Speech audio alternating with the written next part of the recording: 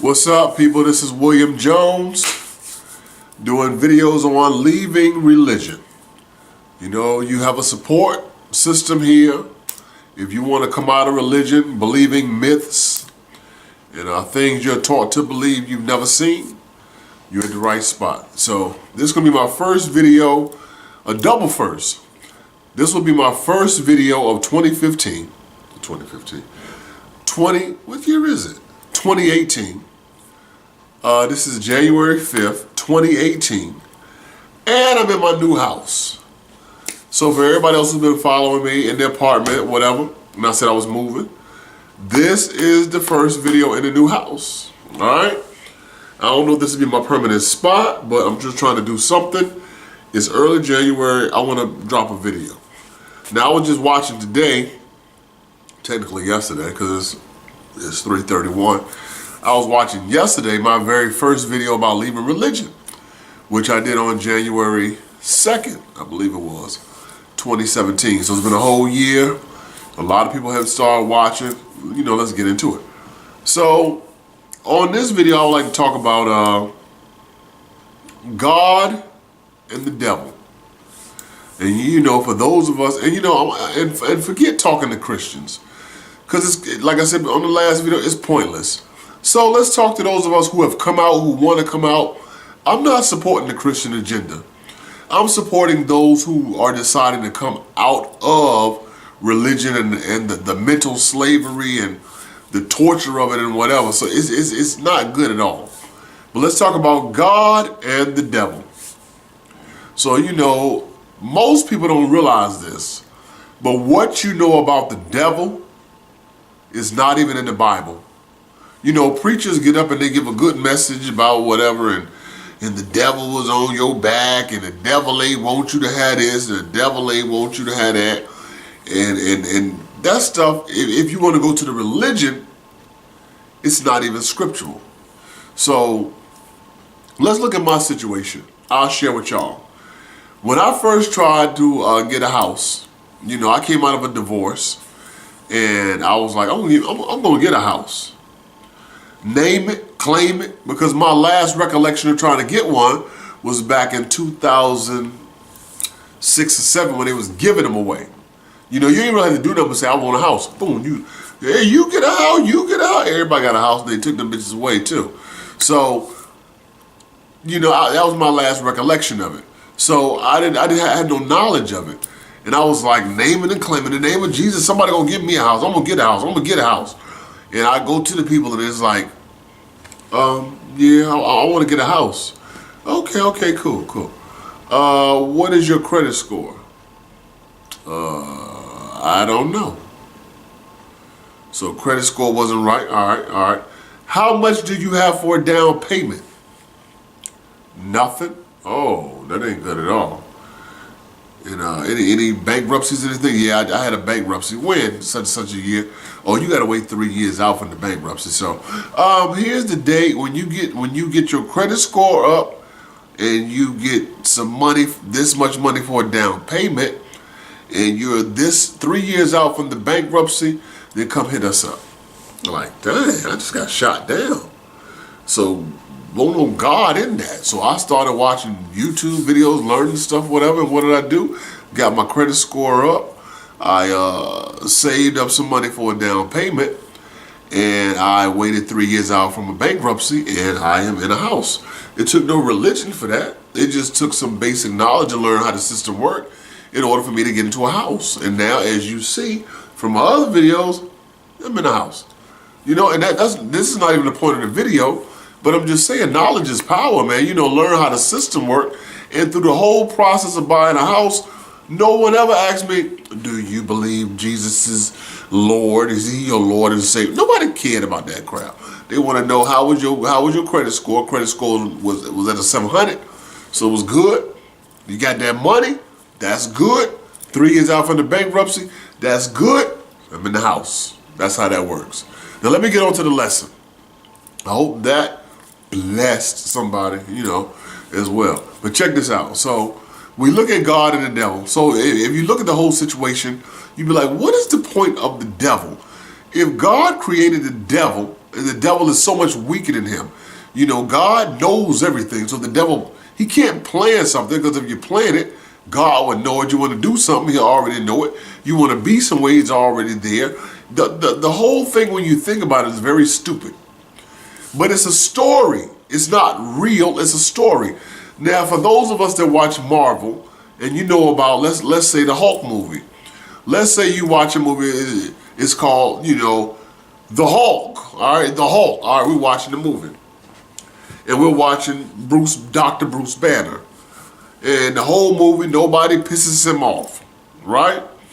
The whole movie, he's chilling. When you watch a 2-hour movie, he was just working his job. He hollering at Betty Ross, you know what I'm saying? He living his life, he discovering stuff, whatever, and everything is cool. You walk out of the theater, you be like, yo, that movie sucked. Why? Because he never turned into the Hulk. We never got to see his power. I.e., that's why you have Satan in the Bible. Now, Satan is not even a major catalyst if you read the Bible, especially in the Old Testament. He's not really a factor in the Old Testament. And when you look at it and read it, he's really just another angel of God. Oh, Satan did whatever in Job. No, God initiated that whole bet about Satan and I mean about Job. And Satan said whatever. But if Satan could only do what God allowed him to do, he's just another angel. Okay, you can touch his stuff, but you can't touch him. All right, now you can touch him, but you can't kill him. Sounds like an angel. And if you read the whole narrative through the whole Old Testament, Satan is nothing more than an angel, or, you know, a worker for God in the Old Testament. Now we must know, and for those of you that don't know, the Old Testament and the New Testament are not connected at all. The Old Testament was written by the Greeks. The New Testament was written by the Romans. They just used stuff from the Old Testament to try to validate the New Testament. It's said in the Old Testament, but read the whole passage. You'll find out a lot of it was just a bunch of crap. The two are not connected. So Satan in the Old Testament, well, he deceived Eve. It clearly says that a serpent deceived Eve, not Satan. But it says in Revelations, so now you're going to take the first book, which is from the Old Testament, and go to the last book of the New Testament, which the two books are not connected, and then that old serpent, right, throw that mess in to try to connect the very first book. And then Paul says somewhere in Galatians or whatever, he says, as Eve was beguiled by the serpent. And if it was Satan, why wouldn't he say it was Satan? He said Satan everywhere else in the false epistles. So why wouldn't he say Satan here? Because it was not Satan. According to the story, it was the serpent, which we know serpents can't speak. So that should let you know right now, it's fiction. It's not real. Serpents. You know what? If you ever watched a video, a nature video, I've seen them, plenty of them. And you watch animals get killed. They'll yell out, ooh, they make noise, whatever. How many of y'all have seen any videos where a snake was getting killed and made any other noise other than sss? You've never heard a snake getting killed or getting chopped or getting hit or getting eaten and it's going, ah! You've never seen that because snakes don't have vocal cords. So it's impossible to make those noises, which ought to let you know from the jump, those are just stories. And we only know one of the stories because some of the other stories, they were going way into this. Let me just say this real quick. I'm going to wrap it up. Some of the stories have a rabbit talking to the person, or a turtle was sent to talk to the person. And the only reason they used a serpent was because they believed that snakes they live forever because they shed their skin. So that's why, they use a serpent in that narrative. But there's a certain older story that says that God made the man and the woman, and he told the serpent, go tell them to eat from the tree of life. But the serpent tricked him.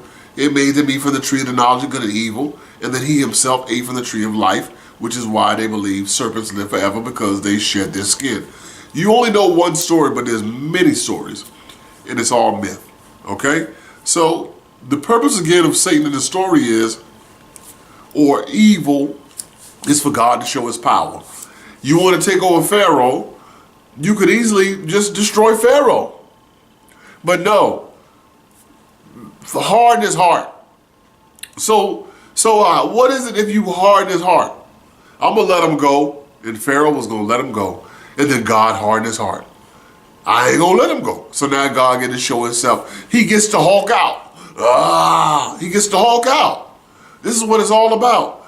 And the whole Bible is about people coming against God so he can Hulk out. He says this, they say whatever, they don't do it. He hulks out and kills all kinds of people. He killed the enemy, he killed his own people, he killed everybody. That's what he does.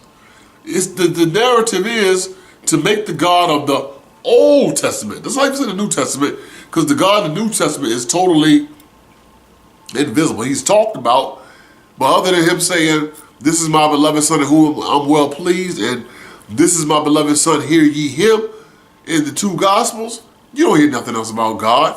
In the Old Testament, he was tearing it down. He spoke the 10 Commandments from the mountain. He spoke to everybody else, but now all of a sudden he's silent, and we got to hear some false prophet say something. Some false man or woman telling us about our lives, about some bull crap. When I send another video, if y'all got something to say, don't tell me about my life. Go to the police department. Where are these missing children? Where are these missing people? Who killed this person? Give me some useful information other than, "I know you've been going through, and God said they're going to pull you out." I'm going to do that anyway. I don't even really need God for that. So why don't you use that for some useful stuff? You know what I'm saying? But the bottom line is, the narrative of Satan is so God can Hulk out and show his powers in the Old Testament. But Jesus was the joint of the New Testament. But even now, what are we seeing? We get into the manuscripts trying to prove Jesus is real. Where is the power? People are not being healed. People are dying. Everybody's dying from stuff. What? Where is the manifestations that believers are supposed to have? I don't see it. It's not there. And I mean, that's the main thing, is that there is no power. Well, because they're not what? There's nothing there. That's why there's no power. If you want to lose weight, eat right, go to the gym, you'll lose weight. I mean, you think about things you need to do. If you do them, they will get done. You want a college degree? Go to college. You know what I'm saying? You want to learn how to fix this? Go learn how to fix that. But there's nothing that's just dropped into you like the Matrix that you can do. You got to go do it. Understand what I'm saying? Let me bring it back again, because I'm starting to ramble. The whole narrative about the evil in the Bible is to let God Hulk out. That's the point I'm trying to make. I know I keep flip-flopping. I'm just talking. It's late. It's about almost 4 o'clock in the morning. Like I said, it's January 5th, 2018. This is my first video here. I'm just rambling. I'm going to have to come up with some more subjects. I need to start writing stuff down, because I have some good topics. I don't write them down. I forget them, whatever. And I lose them. So I got to tighten up on that. And for those who've been supporting me, keep supporting me, whatever. I'm going to end this video now. First video. The house still, everything ain't right. I still got to find some stuff, get some stuff right. Y'all bear with me. I'm giving you something now. Tie you over till I really lock it down and get my act together. But y'all take care out there. Peace.